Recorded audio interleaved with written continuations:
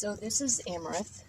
The plant that I have here is called Amaranth, and it's one of the oldest plants that humans have been growing. It's been grown by humans for the past 68,000 years.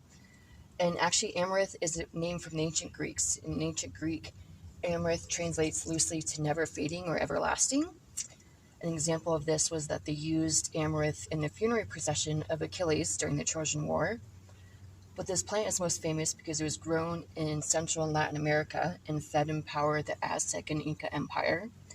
It was so important to the Aztec Empire that they incorporated the plant into their ceremonies.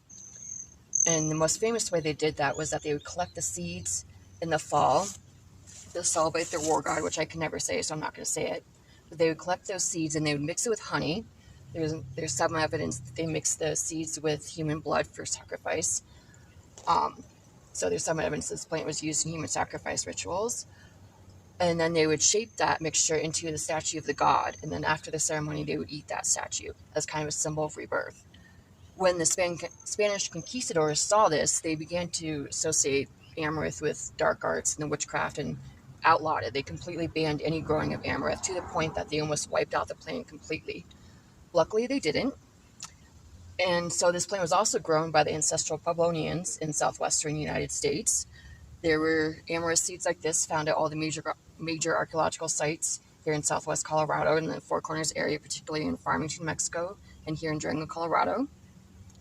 The ancestral Pueblonians would eat the entire plant as well. They would collect the leaves and the seeds. They would collect the seeds and kind of grind it into a flour to make kind of a gruel or porridge type of dish. And actually, the amaranth that you see growing here is called pigweed, and this is the seeds for it as well. And this pigweed is the type of amaranth that they would have been growing, and the ancestral Pueblonians would have been growing in the southwestern United States. Another thing that Pueblonians would have done was you may have heard of Hopi red. So they grew a type of amaranth called Hopi red, where they collect the seeds because it was bright red, and they use them as a dye. And actually have a couple of examples like that right here. Another fun thing about amaranth was that Thomas Jefferson, actually the sign of the Declaration of Independence, grew amaranth at Monticello. He was a fellow botanist and loved amaranth. And there's evidence that he grew a specific type of amaranth called Joseph's coat, or tricolor amaranth. There's evidence that he ordered those seeds to Monticello in the early 1800s. And amaranth is extremely nutritious, the most nutritious thing you could possibly ever eat. You can eat it like greens. You can collect the seeds and grind the seeds, and the seeds will actually create a gluten-free flour.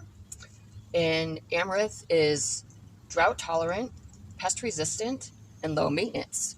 So maybe amaranth is the plant of the future.